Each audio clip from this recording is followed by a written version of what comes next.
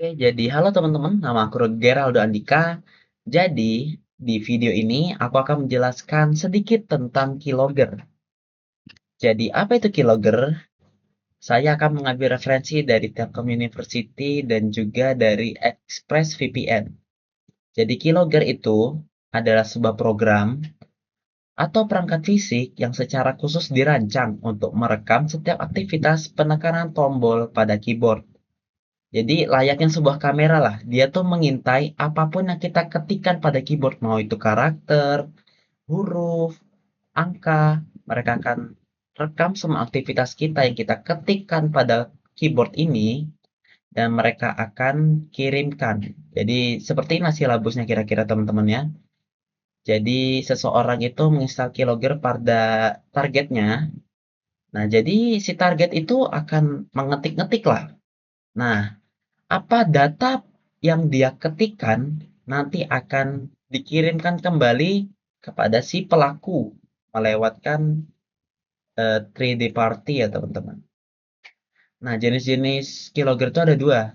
Yang pertama perangkat keras dan juga perangkat lunak. Perangkat keras itu contohnya seperti USB ataupun seperti flash disk teman-teman. Jadi karena penempatannya itu sulit terdeteksi oleh perangkat lunak atau antivirus konvensional, jadi data yang diketikkan itu tuh sulit diketahui teman-teman oleh antivirusnya. Yang kedua, itu ada keylogger berbasis perangkat lunak. Ini adalah metode paling sering. Kenapa? Karena keylogger yang dari perangkat lunak itu biasanya datang dari phishing, dari download-downloadan yang tidak jelas, ataupun malware atau trojan teman-teman. Nah, biasanya tujuan penggunaan keylogger itu lebih ke arah negatif, yaitu pencurian data. Itu dapat mengambil informasi tentang data pribadi seperti password ataupun login-login akun seperti itu teman-teman. Nah, ini ya teman-teman ya. Kebanyakan tuh sebenarnya dipakai ke ilegal teman-teman. Tapi sebenarnya ada dampak positifnya juga. Yaitu ya ini protek anak-anak dari kejahatan di dunia maya, troubleshooting yang untuk lebih mudah, dan juga untuk mengamankan data perusahaan, teman-teman. Tapi biasanya orang itu memakai keylogger itu ke arah yang negatif, ya mencuri identitas dan segala macam. Jadi banyak hal-hal yang sebenarnya lebih ke arah negatif untuk keylogger ini. Ini ya bahaya keylogger ya, lebih mengarah ke negatif ya. Jadi dia pencurian identitas seperti kata sandi, identitas kita, data diri, lalu kerugian finansial. Kenapa kerugian finansial? Karena ya kalau kerugian finansial berarti kan dia mencatat password misalkan e-banking kita. Ya dia bisa saja mencatat misalkan nama ibu kandung itu termasuk data sensitif loh teman-teman. Lalu selanjutnya ada pelanggaran privasi. Nah ini misal informasi pribadi ya kita misalkan taruh di suatu folder kita sudah kunci, tapi ya karena dia merekam aktivitas kita, dia bisa membobol hal tersebut teman-teman. Nah, cara melindunginya bagaimana? Ya sudah pasti kita menggunakan antivirus, menghindari mengunduh dari sumber yang tidak jelas atau sumber yang abu-abu, lalu menggunakan dua langkah verifikasi dan selalu perbarui sistem operasi kita. Oke. Nah,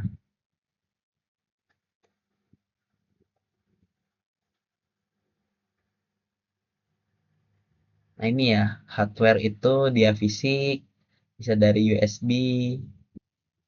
Kalau software itu dia digital, dan tuh dia tuh berasal dari phishing, dari situs-situs tidak terpercaya, dan segala macam.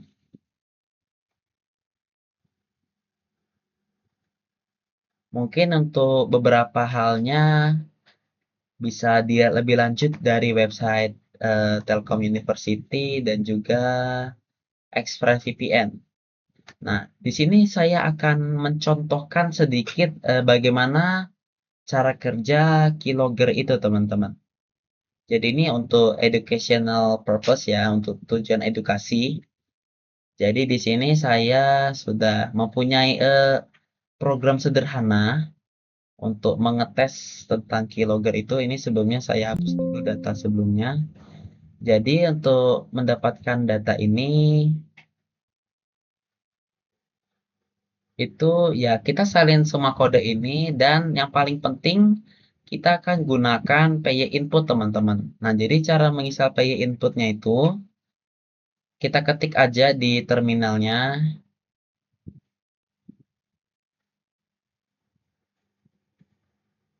Sebelum saya close dulu biar dia kereset.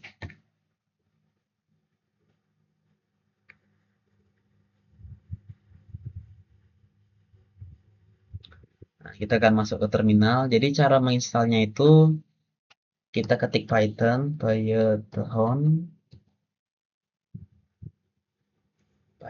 min-m pip install py input. Oke, seperti ini ya teman-teman. Python min-m install py input. Kita akan enter. Nah, karena di sini sudah terinstall py inputnya di sini, py input sudah terinstall, jadi ya untuk saya tidak usah lagi karena ya emang sudah terinstall, teman-teman. Nah, saya akan tes di sini untuk menggunakan program ini, teman-teman. Jadi akan saya compile saja. Oke, sudah berjalan programnya. Kita akan tes. Misalkan kita tes di website Lumen. Langsung saja, misalkan di sini ya. Lumen. Lumen maksudnya. Lumen.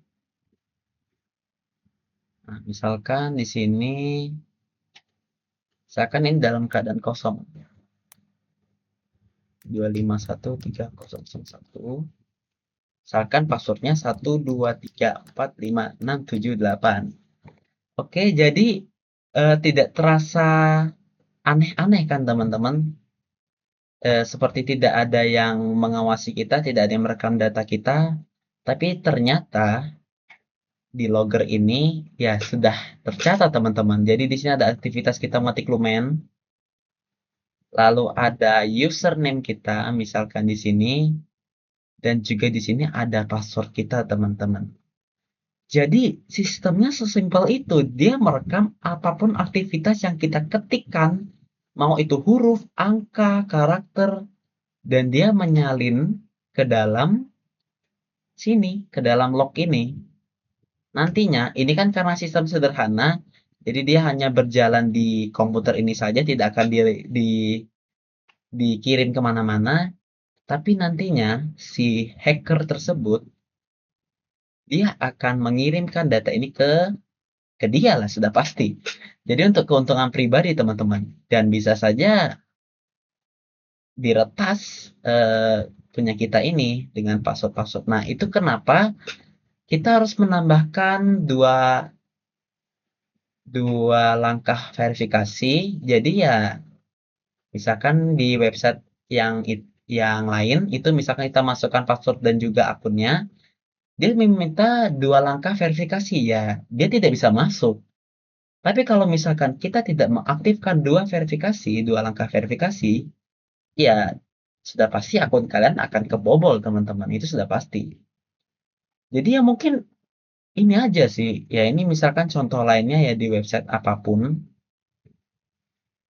Di website apapun, mau kalian ketik, misalkan mau ketik BRI, itu di sini akan tercatat, teman-teman. BRI. Bagaimana kalau misalkan kita akan masuk ke BRI. Nah, di tempat login ini,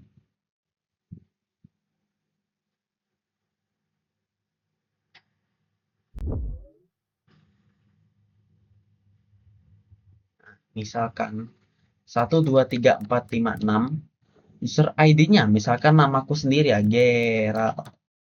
Lalu kata sandinya, ini password aman. Nih, aman. Coba kita ulang lagi. Ini password aman. Nah, seperti ini ya teman-teman ya. Oke, kita akan lihat aktivitas kita di sini. Lihat ini. 1, 2, 3, 4, 5, 6. Geral. Ini password. Nah, ini password aman. Dan aktivitas ketika kita terekam dengan ya program sederhana ini contoh teman-teman untuk ethical hacking ya teman-teman ya untuk belajar lah. Jadi ya begitu berbahayanya ya. Jadi hindari situs-situs berbahaya, mendownload tidak jelas dan selalu perbarui OS Anda, perbarui Windows, perbarui Android, perbarui iOS dan semua macam OS itu pasang antivirus, aktifkan antivirus dan jangan mengklik link sembarangan. Jadi mungkin itu aja yang sudah saya sampaikan. Semoga ya teman-teman mengerti lah tentang apa itu keylogger. Ya cukup sederhana materinya. Ya sedikit menambah wawasan lah untuk keylogger itu. Jadi ya jauhi situs berbahaya. Jangan mengklik link-link sembarangan dan semua macamnya yang ada saya bahas di materi awal itu kalian bisa cek sendiri di ExpressVPN ataupun di Keylogger teman-teman. Jadi saya Gerald Andika pamit undur diri. Ya.